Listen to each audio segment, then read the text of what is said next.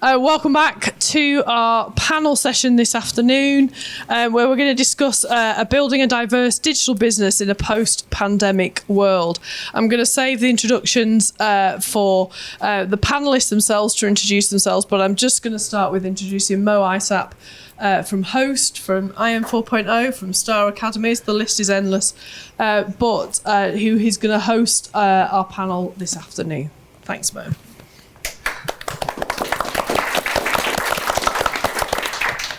Thank you very much and welcome to the panel. We've brought the sunshine indoors so you can see the radiant smiles on our panelists, and hopefully after the questions they'll still be smiling.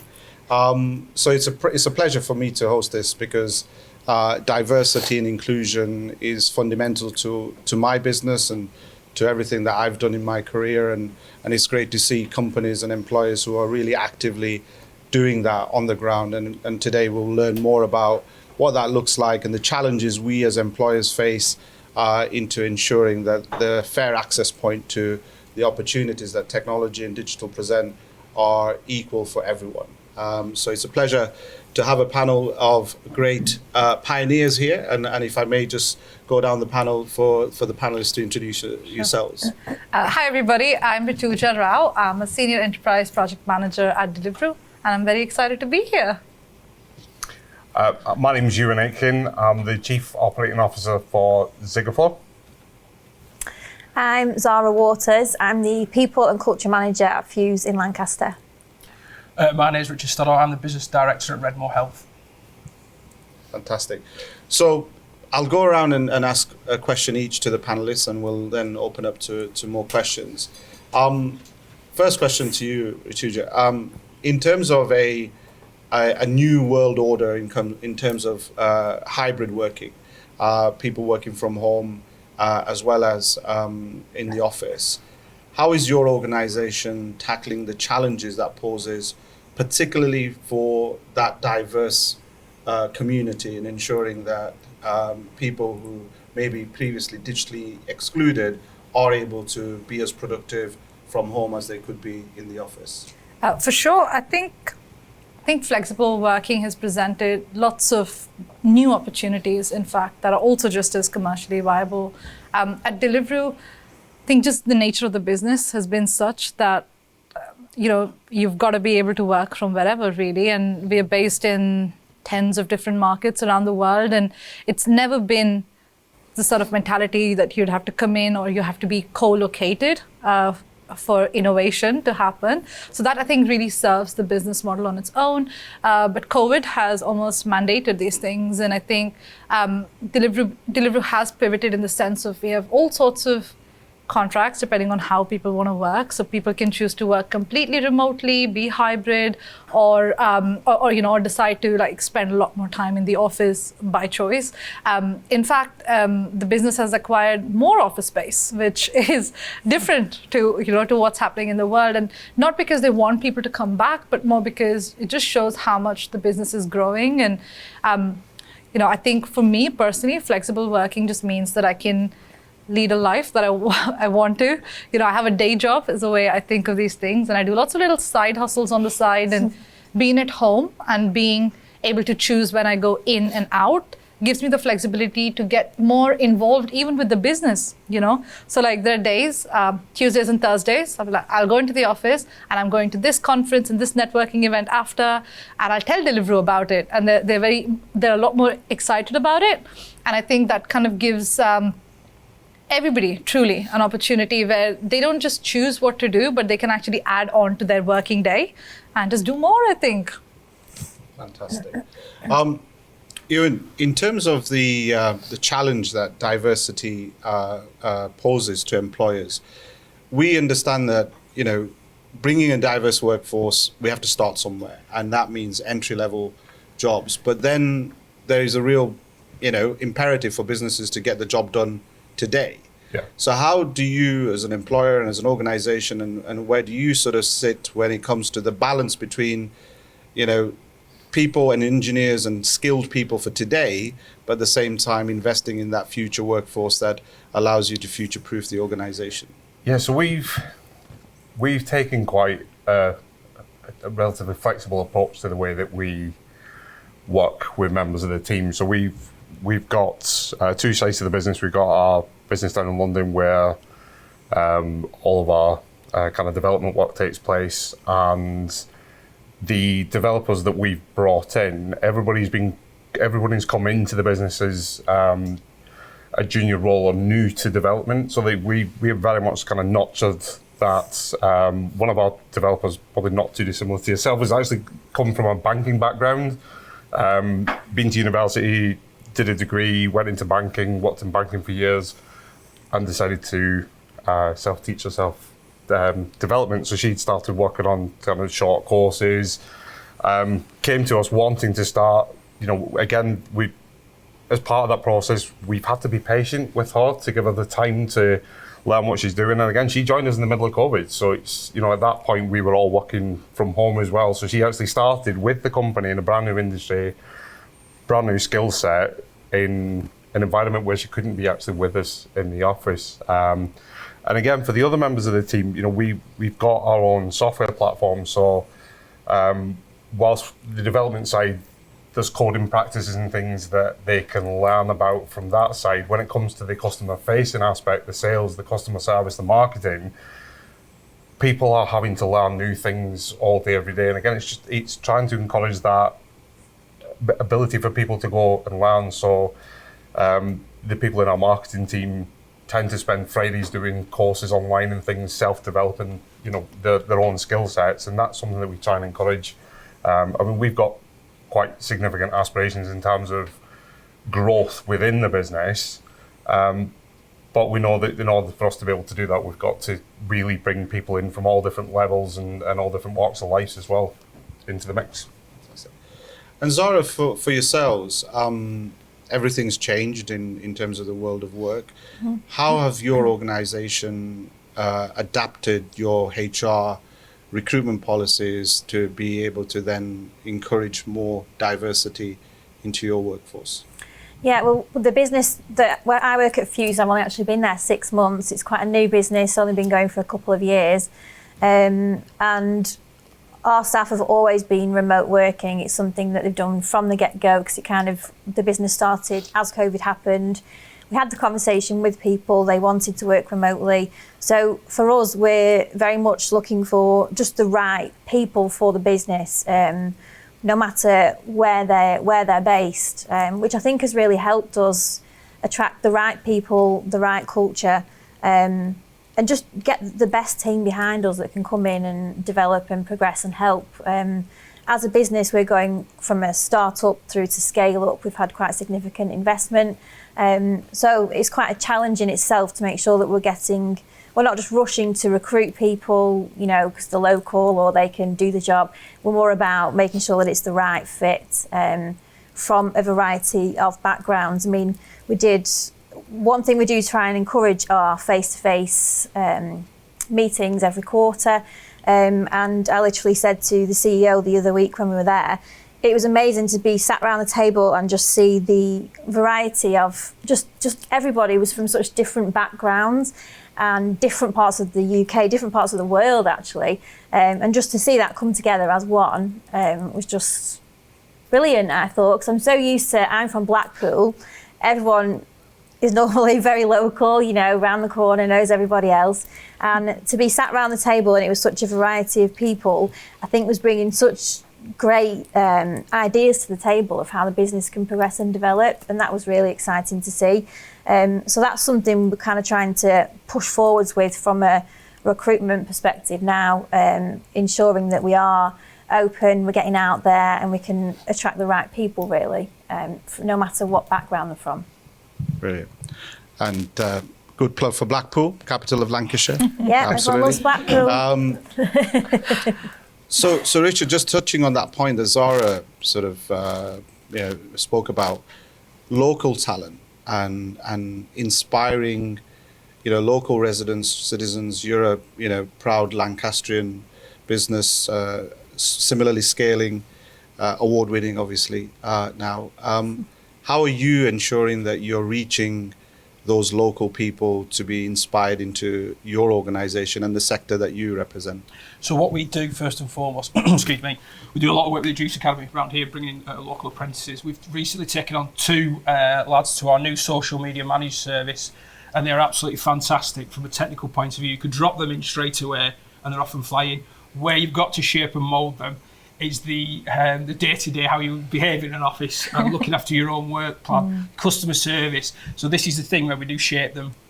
I had a bit of a jarring thing the other day because they work on Facebook pages. They said the average Facebook user's male, 42 years old. I thought, that's me, that is, unfortunately now. So when everybody thinks it's a modern thing, Facebook, it's not. But they're coming in, they're absolute wizards on it. So what we then do is we're promoting them as individuals via their own LinkedIn, and they go back and create case studies, and they do a lot of work with their own managers back in the Juice Academy as well to promote the work that they're doing with ourselves. Fantastic. Questions just open, and please do feel free to pick this up. Something we see, because we transition, this year probably transition 1,000 people into tech career starts.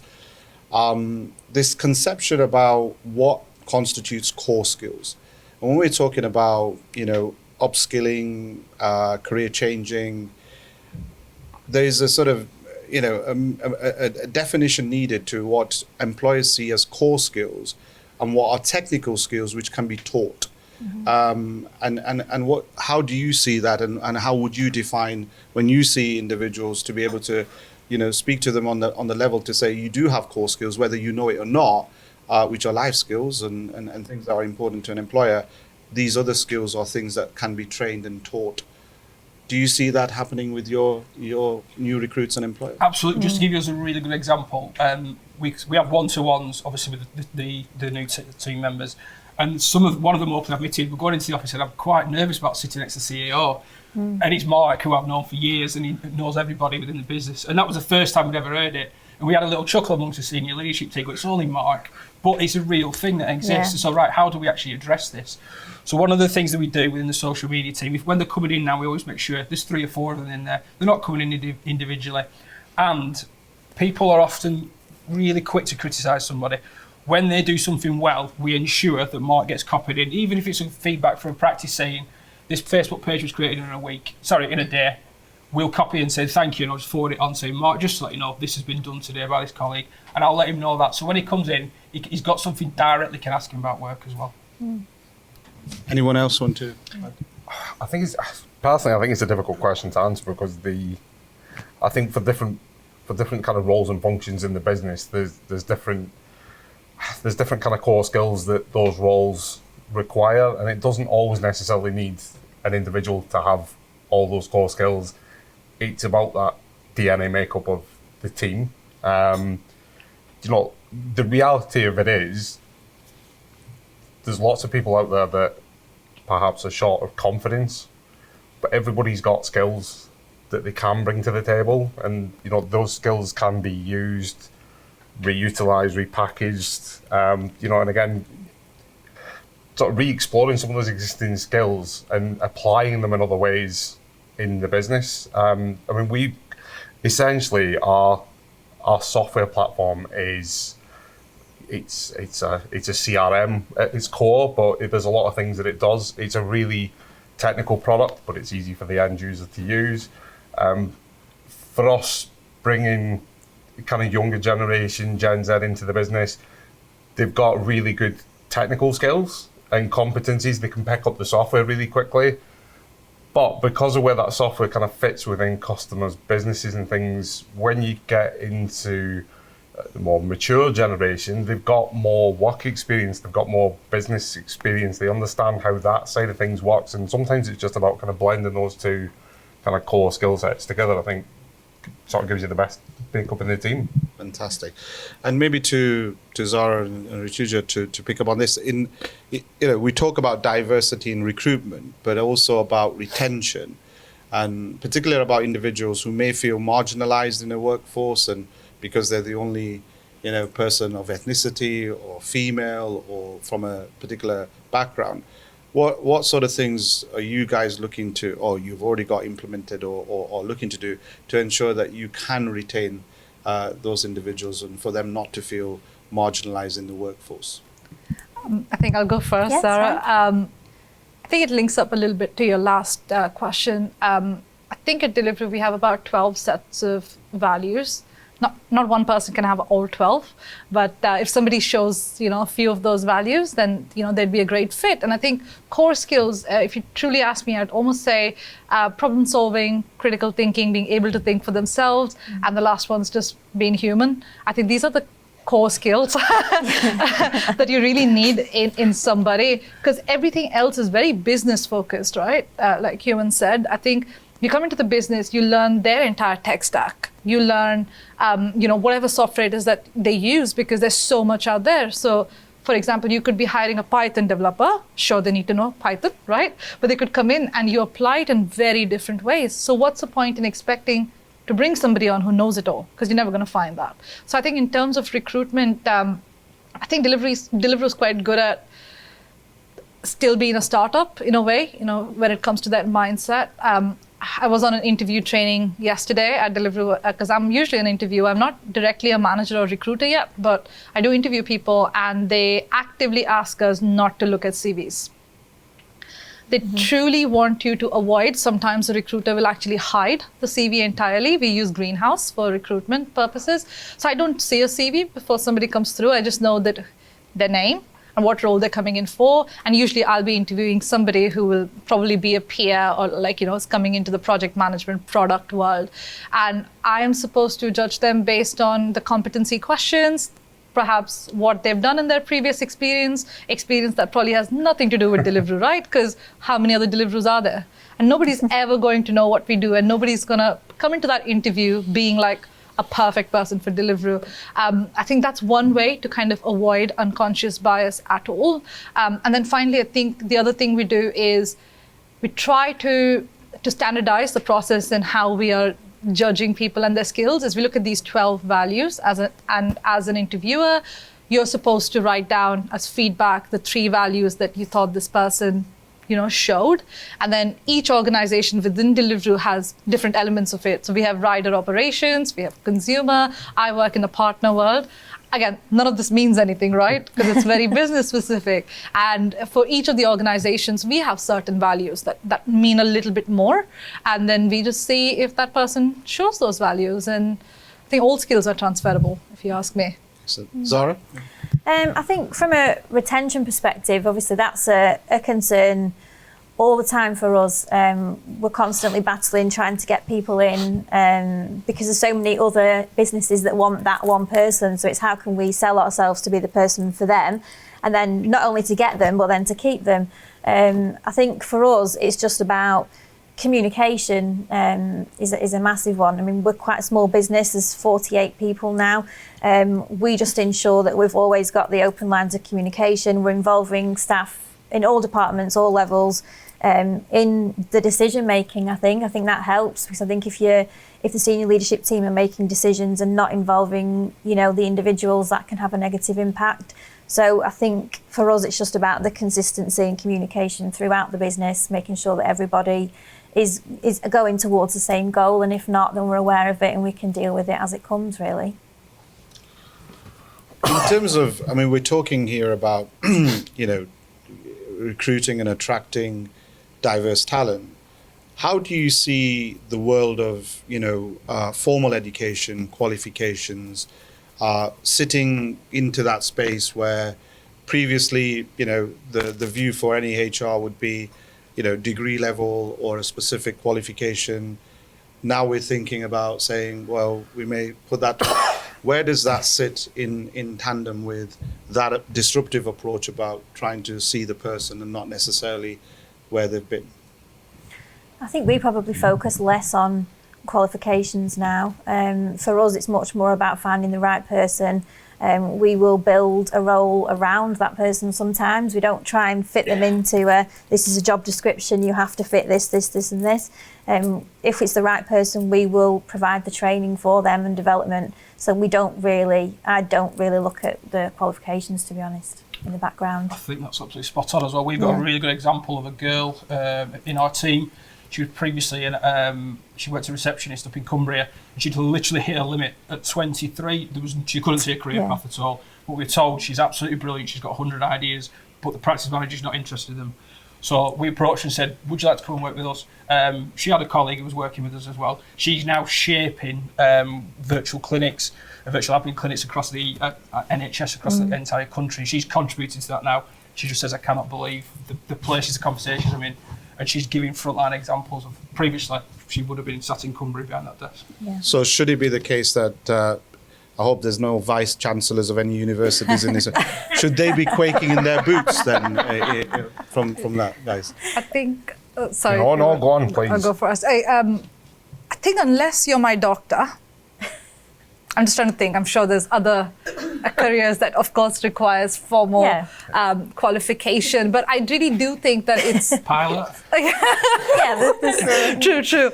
Hopefully. I think it really depends on the role and the organization. But I would say the formal education, the perspective is slightly changing. For a company like Deliveroo, I think it would be quite difficult if you sat there and just said, oh, only Oxbridge, graduates come through the door for a certain role. I think it would put a lot of businesses behind. There just wouldn't be enough talent to fill the growth that a lot of the companies are on trajectories on. So I think I don't think it's obviously formal education is extremely important, but it really depends on the role and the organization you're going into. Yeah, I think I'd echo that sentiment. If obviously this term digital within business is very, very wide and very encompassing. It's not just about the kind of the tech roles; it's all the other aspects in the business. If we were going to bring in if we were going to bring in some legal counsel to work as an employee in the business, yes, I'd be wanting to see that they have the degree and they weren't going to leave us open to some sort of lawsuit or holes in our T's and C's.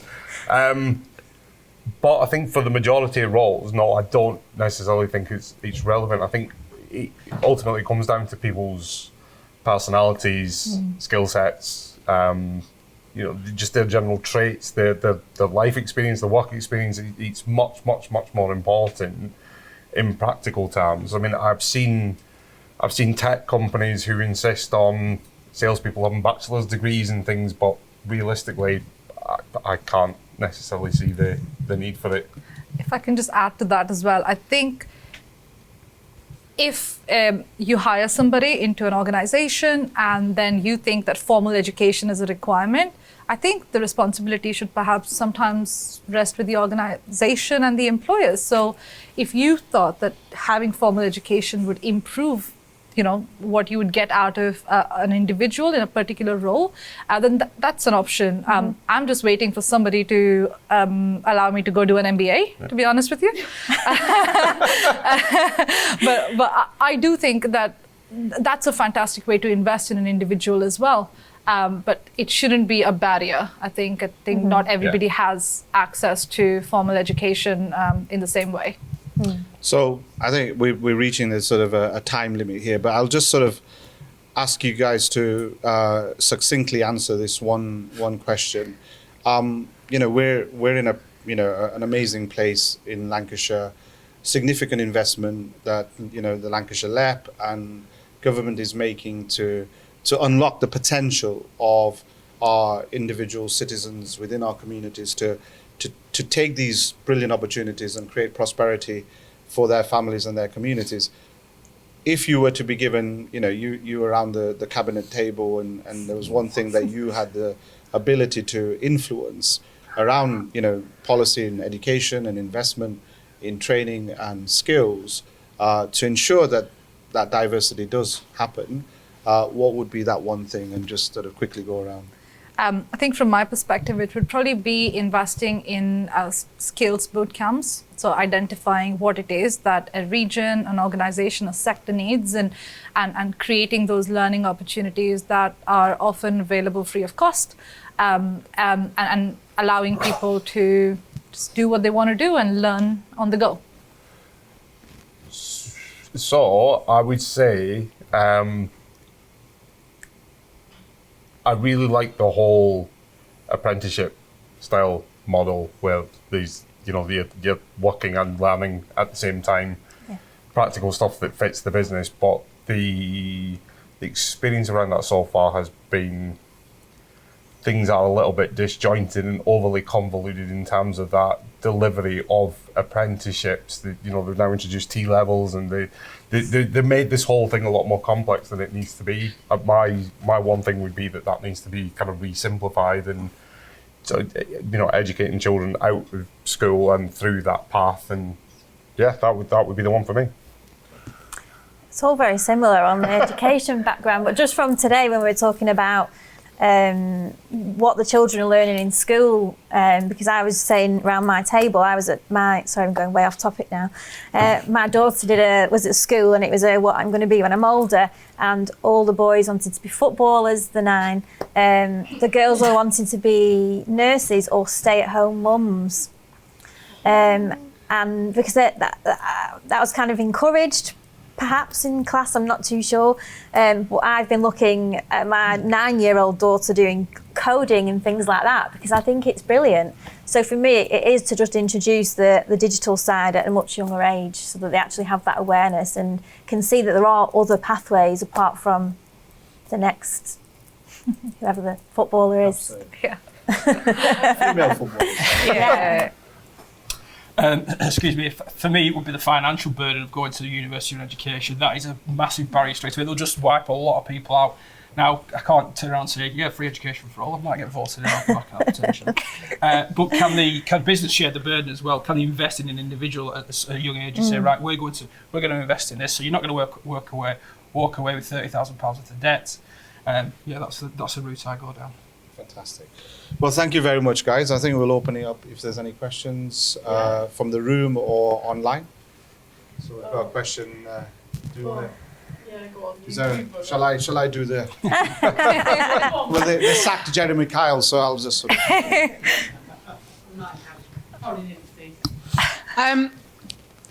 We've mentioned quite a lot about young people, but there's an awful lot of untapped skills in people that need to retrain, and the adult education system is absolutely non-existent anymore, especially in Lancashire. We used to have a wonderful array of adult education colleges right across the country, the county, and you used to be able to go into, I'm from Morecambe, so you used to be able to go into colleges in Morecambe and in Lancaster.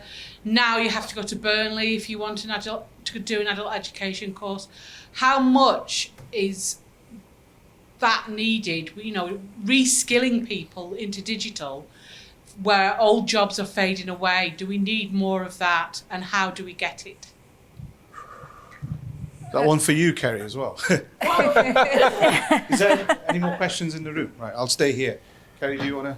Well, I'm not mic'd up, so that's it. No, I'll bring the mic to you. I think there's a massive need for skills for adults, but what I also have noticed is that adults also need to understand what the opportunities are going to be, because if they can't see it, young people say you can't see it, you can't be it. Well, actually, the same is true for adults, and we can't just presume that adults understand what the range of qualifications are. You can tell that from parents' evenings when you see, year 9 options, and they're all going, I'll be a doctor or a lawyer, or you be, that kind of very traditional in their viewpoint. So yes, we do need skills. We need skills at all levels, from the basic stuff to get jobs right through to the sort of more detailed stuff. And we are working on that in terms of skills boot camps. Mo has worked on that with me for a number of years now in some of the projects that we've been working. Skills boot camps have been fabulous.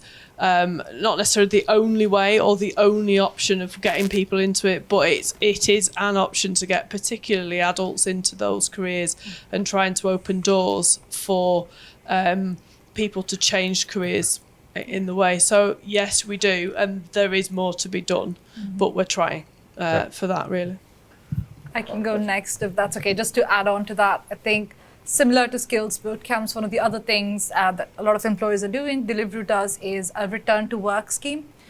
It applies to anybody who's been out of employment for all sorts of reasons, caring for others, mums who've kind of probably gone out of work for a bit and are looking to come back. And these programs are provide a certain level of training before you get introduced to it. And I want to say that it allows for a fantastic opportunity to change your career. I think just bringing the focus on women in technology and digital economies, I think it actually offers a fantastic opportunity because you could be middle-aged, slightly older, doesn't matter. But if you feel like you have missed the chance, there is an opportunity there to kind of take these career change, return to work programs to try your hand at something new, with the responsibility, again, being on the employer to provide that technical skills training. Thank you very much. We've got a question here from this young man. Thank you.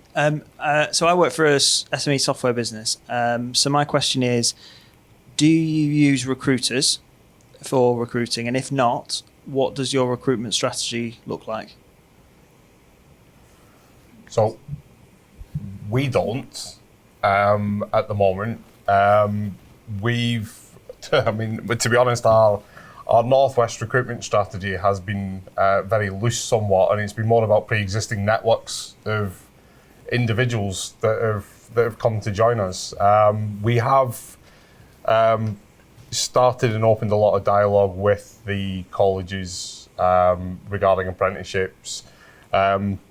I've even sort of dialed that back one step further and sort of started conversations with the DWP as well about bringing people in on sort of like work schemes and things as well.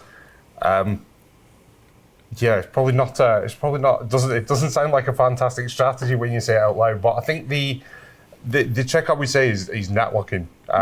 Building a network around you, because there's always people out there looking for work. There is always people out there looking for change, and there's also always people out there looking for opportunity. And I think that's probably the one major key. Starting from scratch, I would suggest focusing on. Any recruiter who hears me is going to hate me for this, but recruitment can get incredibly expensive. They do provide a good service, but it's an incredibly expensive one. I think from a standing start, I would focus on networks because, again, networks bring customers as well. So, yeah. So thank you very much to all our panellists.